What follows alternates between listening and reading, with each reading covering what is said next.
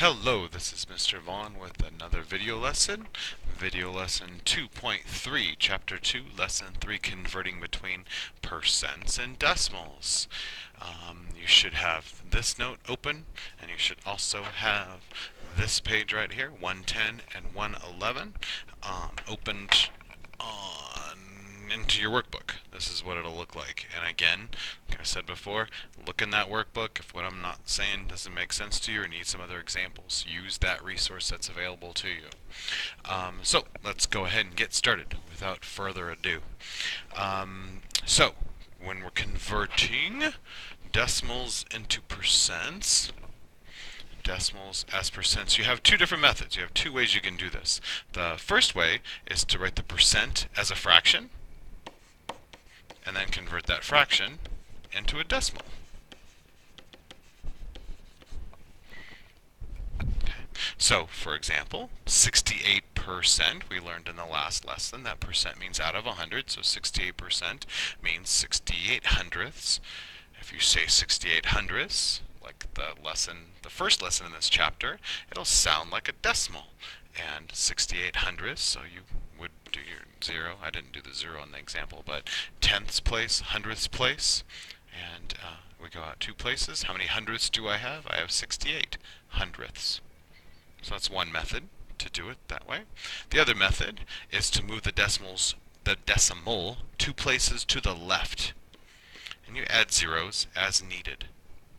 So, for example, if we have 78%, and usually it'd be written like this, right? 78% without a decimal in there, but then you'd go, okay, I have to add a decimal. Where does the decimal go? That won't change the value at the end. So that's what I did right here. I put the decimal in there for you already.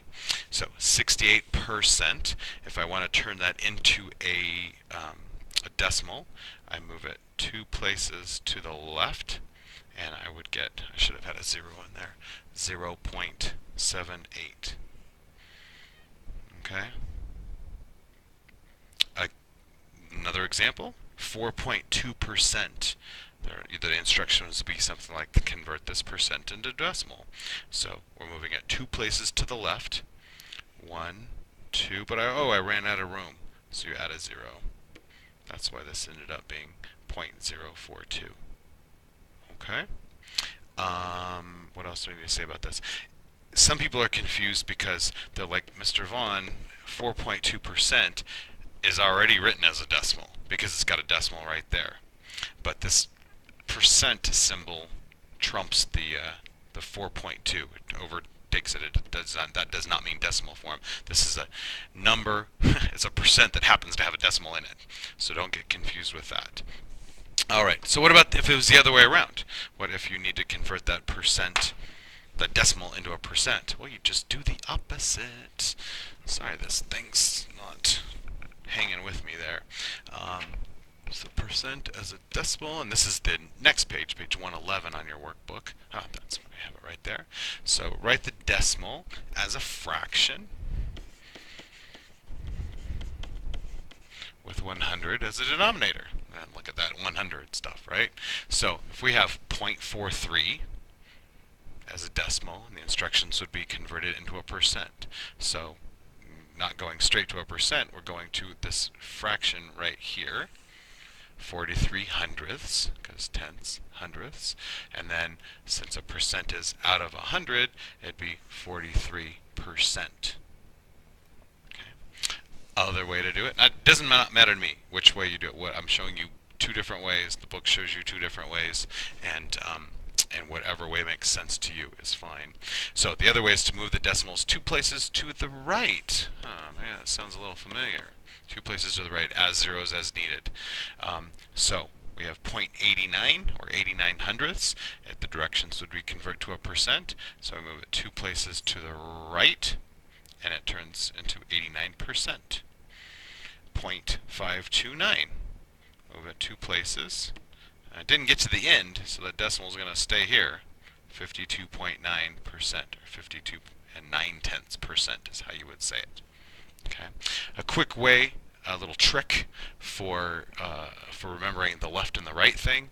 If you're converting into a percent, you move it to the right because percent has the letter R in it.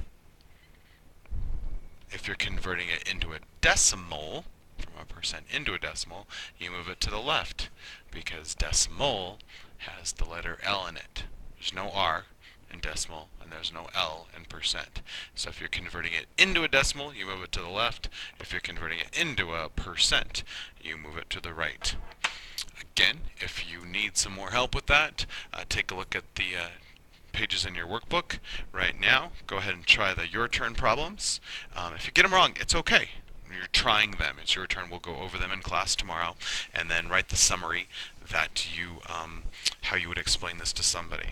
And something else I should point out before we go is this this column over here on your Cornell style notes. This is where you put any questions. So as you're listening to me and you're like, that doesn't make sense, you know, you can write blah, blah, blah, blah, whatever your question is over there and then ask me tomorrow.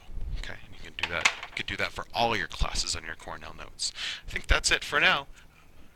I'll see you soon.